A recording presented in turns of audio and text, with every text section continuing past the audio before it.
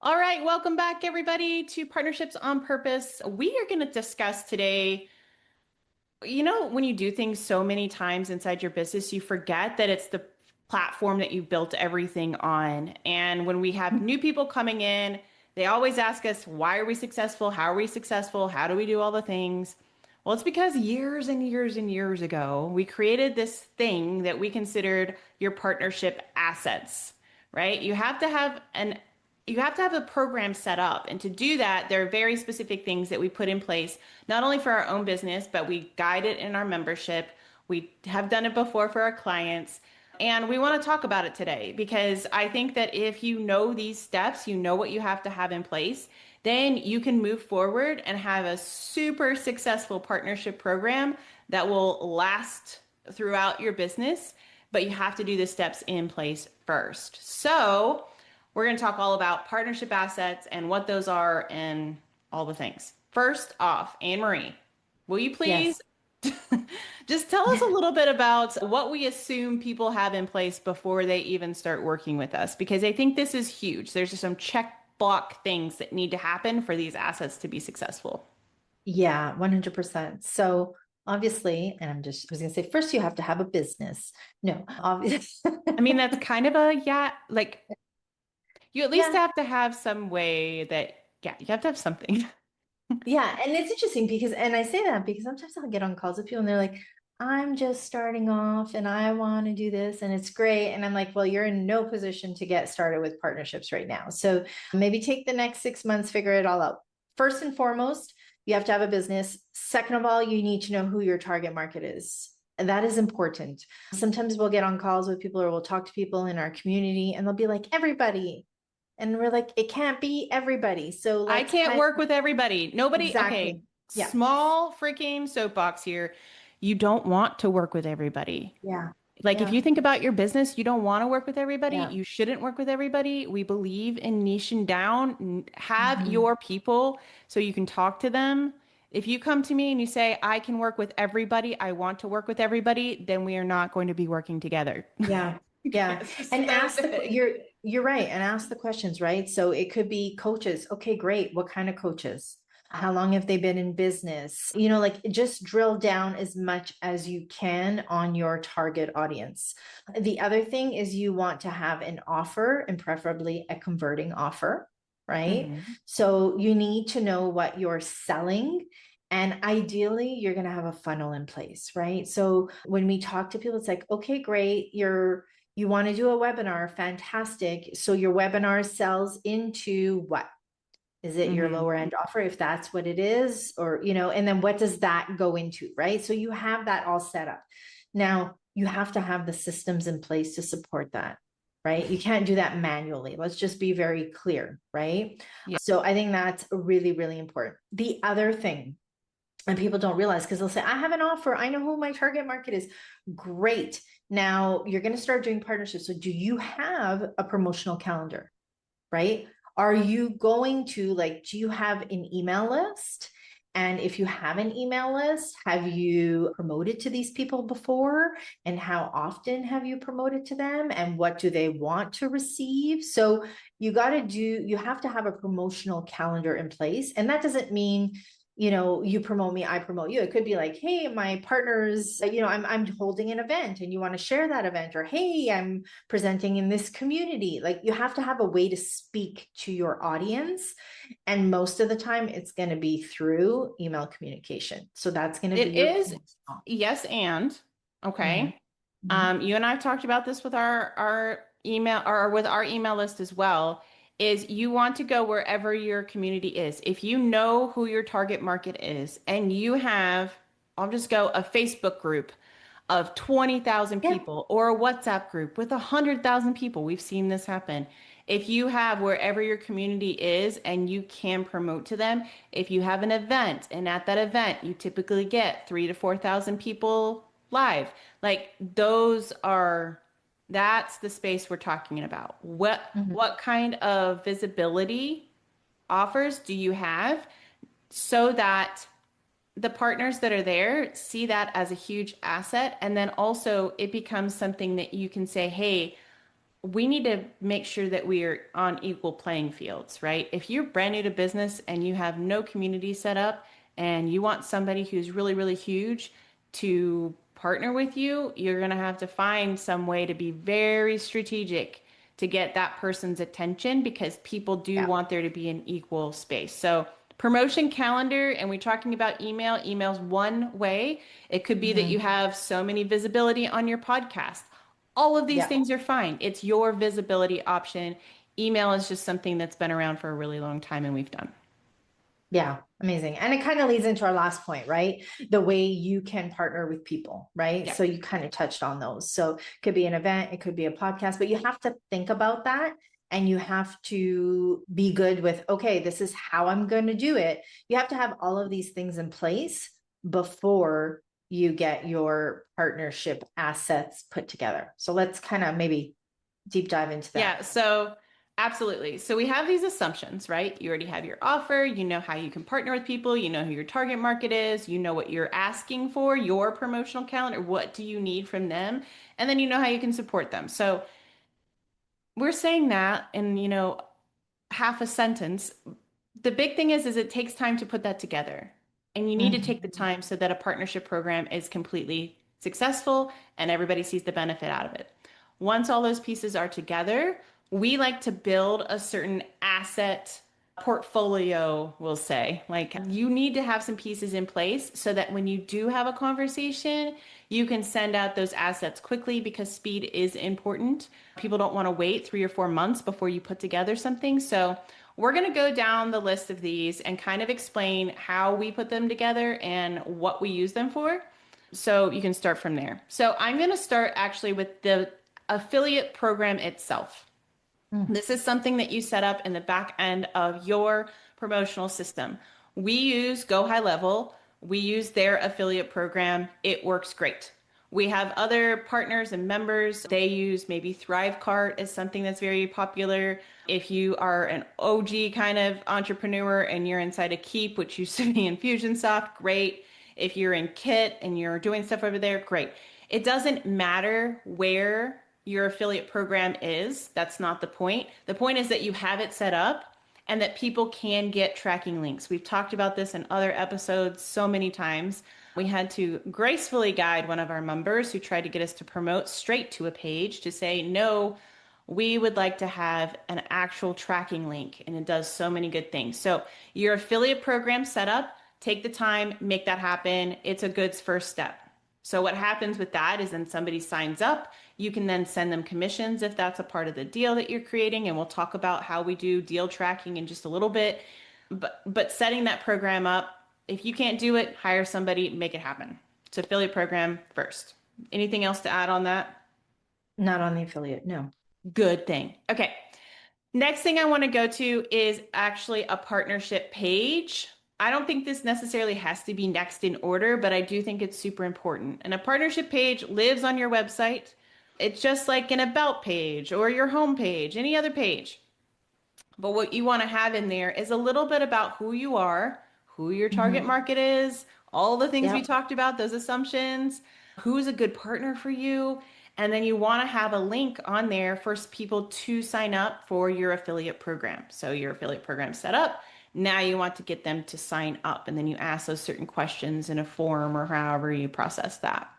That page shouldn't be super overwhelming. Just know that partners want to get the once over. You're talking bullet points, high level pieces, because you're going to get on a call with somebody and you're going to vet that somebody is a good partner fit for you before you send them that page. So we usually don't suggest that partnership pages are live on websites. We like to use them after a conversation happens and you say, hey, next steps, I'm going to send you my partnership page. Please review. Let me know if you have any questions. Sign up as an affiliate. Let's move there.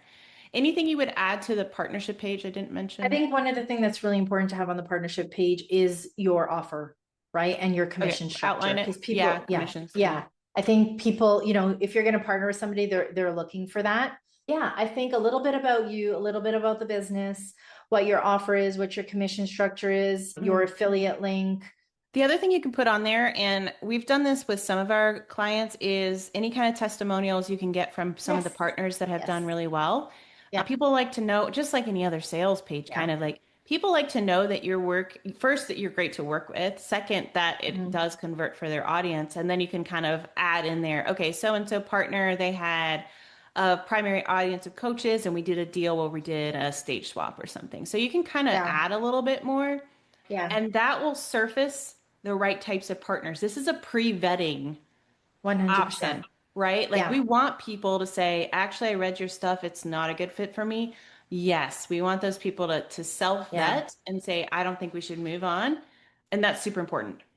Yeah, and sorry, I'm just getting because I've No worries. seen like you can decide what you want to put on this partnership page. There are some people like sometimes I'll get on a call and they'll say like I want to see like do you have a recording? Can I listen to your That's another important thing, right? Can I see the swipe copy? I just want to see because some people are very protective of their lists and their people.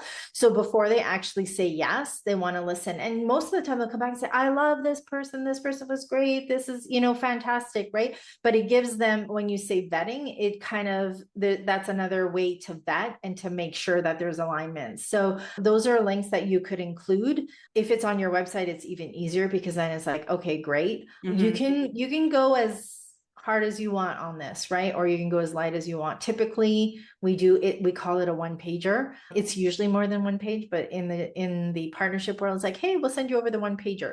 What's really great about having this is if you're on a call with somebody and they're not sure, this is like your follow up. It's like, hey, and if you did do a deal on the call, it's still something you include because it's like, hey, here's everything to do with, POP and our Hmm. side of the deal.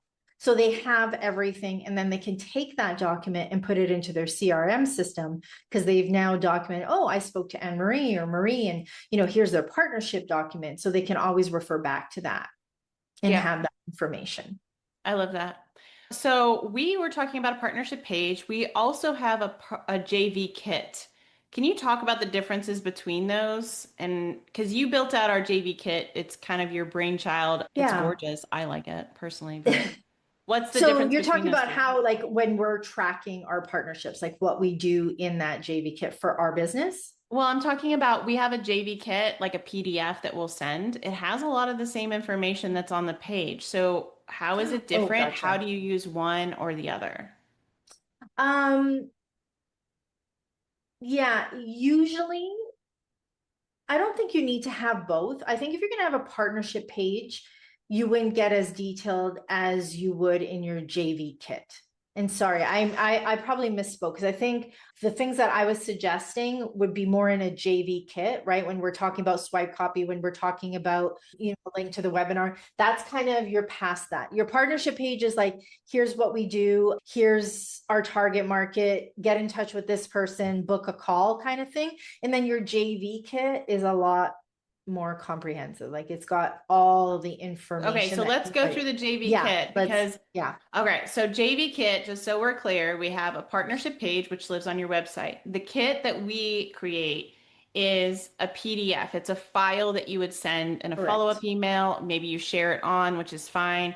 So the JV kit has some different things. So maybe talk a little bit about what's in the JV kit and because it sounds like they're very similar, but maybe I'm missing something. They are very similar. I think the partnership page it's that call to action to actually Mm, have somebody say, oh, I want to know more about POP. So I'm going to go on the partnership page and I'm going to say, okay, great. This is what they do, right? So it's got some information on what they do, who they serve, the types of services they have.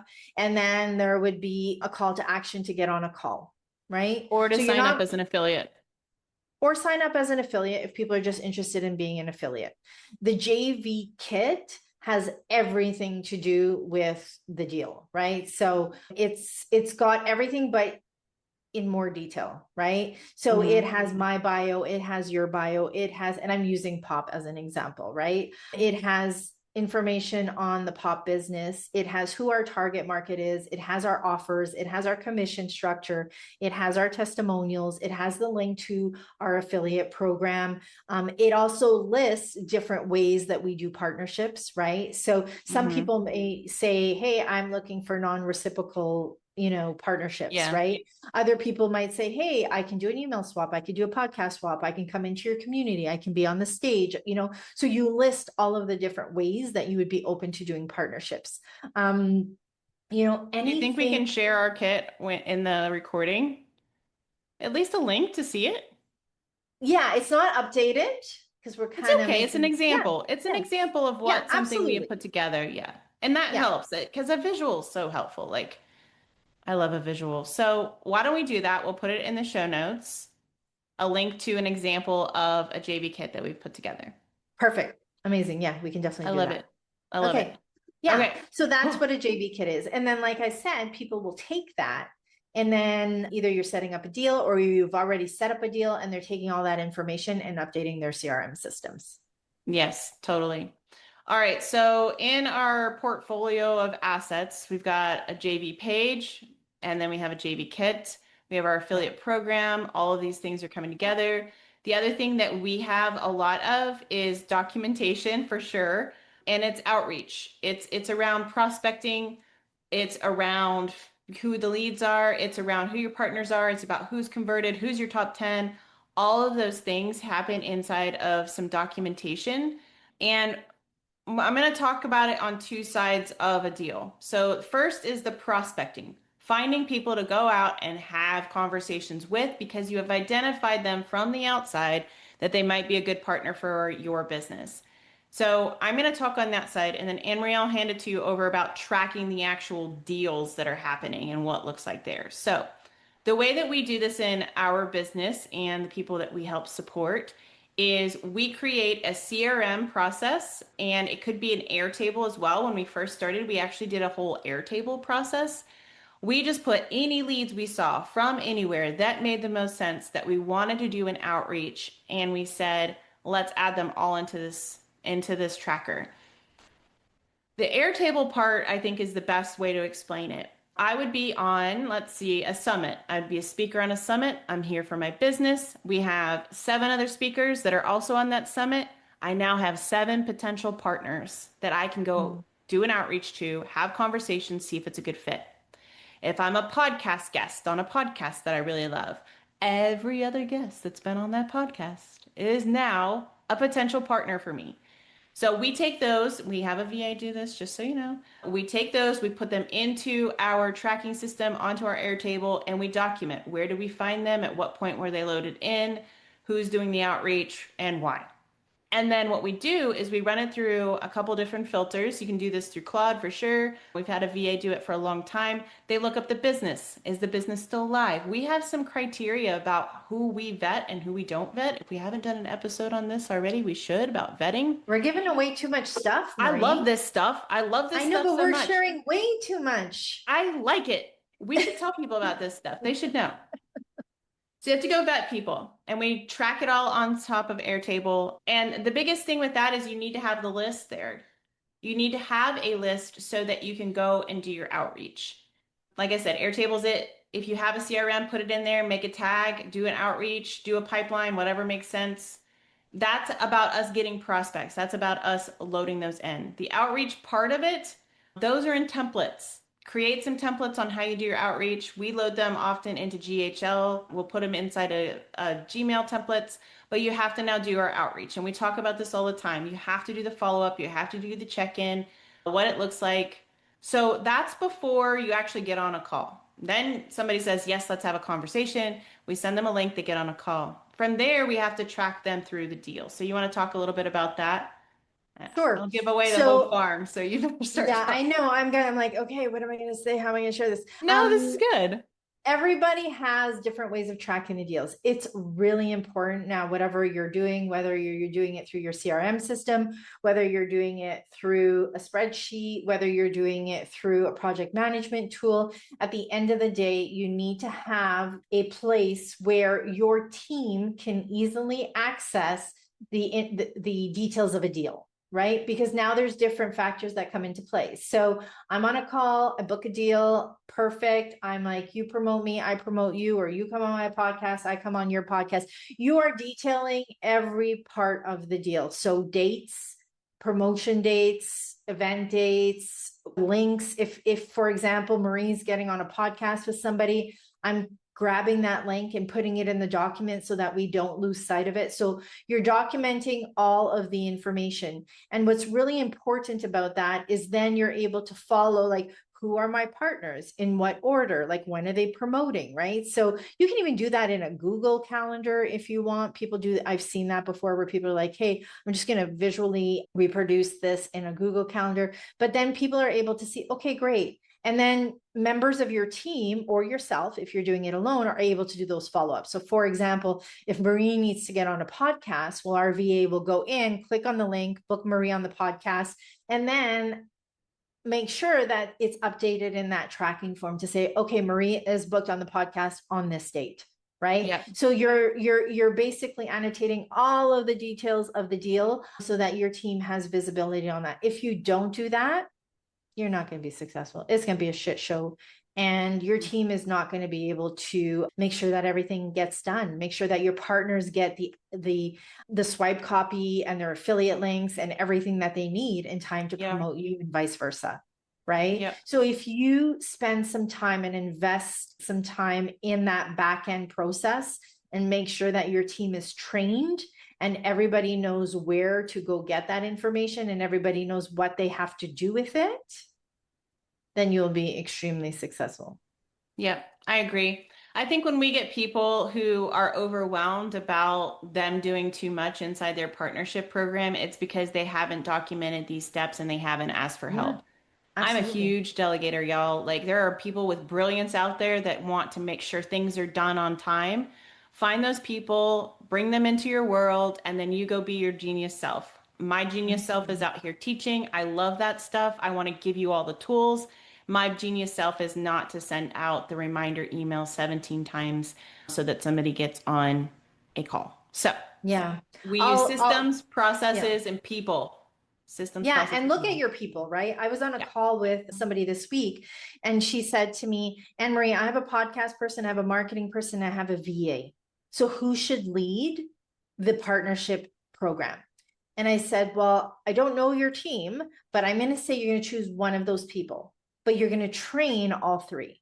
So if your marketing person becomes your partnership person, they lead the conversation, they annotate the deal, but now you're training your podcast person and your VA. So your podcast person could be the person who books people on your podcast and books vice versa. And your VA is the one that's making sure that the swipe copy is sent out, the affiliate links are sent out, and you're getting all the material to promote on your side. Right. So yeah, I think that's the people part of it is really, really important. Yeah. We've gone over so much today. I'm I know. assuming we could probably do a piece for each one of these. The biggest thing I think we'd love for you to understand is take the time to map out what your partnership program looks like. You would do the same thing in your business if you're looking at a marketing plan. You would do the same thing in your business if you're looking at sales. You would do the same thing in your business if you're creating a new program. Any one of those things, this just takes a little bit of conscious decisions and then Yeah. putting systems in place. We are talking through this like it's huge steps, but we've been building this for so long that we just know what's going to be successful. Just remember, you don't have to have a partnership page and a JV kit. We did it for a long time where we didn't have a page. We just had the kit. It worked out well for us. We'll post an example of that so you have it. Um, and yeah, it's about putting all the pieces together. And if you think about the and I think about this as in client journey world, if you think about your new partners in their journey with you, this is the partnership journey. You know, how are they feeling about the updates they're getting? Are things fragmented? Are your team sending conflicting information? Are people missing things? You can fix all of those different holes if you just look at it as a journey for that partner inside of your program. Absolutely. And if you don't know what to do, please just reach out. Like I was Anne gonna Marie and I say, will get on a call and we will talk about it because yeah, this is what we do all yeah. day, every day. Our members are amazing. They're creating good programs. And yeah, anything else you want to say?